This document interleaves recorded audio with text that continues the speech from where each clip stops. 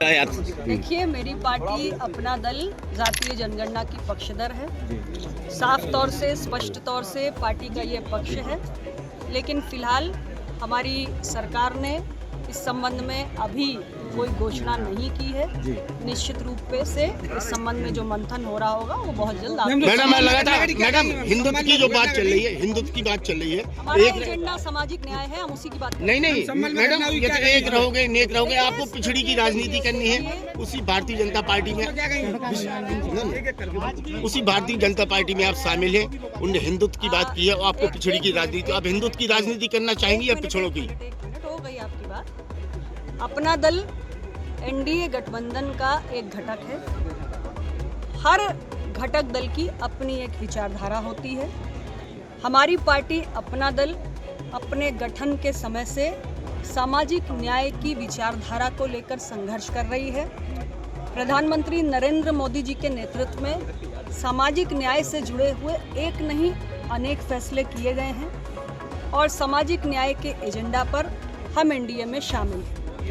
जहां तक विषय संभल की घटना का है, मैं मेरी पार्टी अपना दल की ओर से संभल की जनता से ये अपील करना चाहूँगी कि वो शांति बनाकर रखें और इस संबंध में किसी भी पक्ष को किसी के भी बहकावे में या भड़काने में आने की ज़रूरत नहीं है।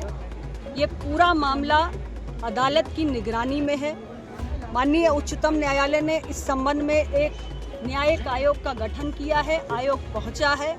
आयोग अपनी जांच, अपनी तफ्तीश कर रहा है। उसकी रिपोर्ट आएगी। ये देश कानून से चलेगा, संविधान से चलेगा। सभी पक्ष धैर्य का परिचय दें और अपना दल स्पष्ट रूप से ये कहता है कि जांच की जो भी रिपोर्ट आएगी, आयोग की जो भी फाइंडिंग्स आएंगी, जो भी दोषी है उसे बख्शा नहीं जाना चाहिए। मैडम, आपके पॉलिटिकल एजेंडे में सामान्य वर्ग का क्या रोल है? क्या कहेंगी? आपके पॉलिटिकल एजेंडे में सामान्य वर्ग का क्या रोल है? वो भी चल रही है।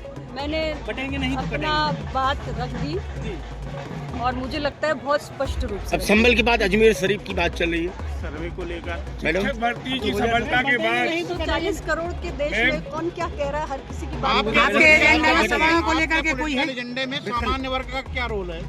हमारी पार्टी सामाजिक न्याय की बात करती है। सामाजिक न्याय में पिछड़ा, दलित, सामान्य वर्ग का रोल क्या है? कुचला वर्ग जो है, हम उसके हक अधिकार की लड़ाई लड़ते हैं और जो भी हमारा सामान्य वर्ग का साथी अपना दल की विचारधारा से सहमत है, वो पार्टी में आए और दबे कुचले वर्ग को मजबूत करने के लिए योगदान दें। उसका स्वागत। एक रहेंगे, सेब रहेंगे, क्या कहेंगे आप इस पर?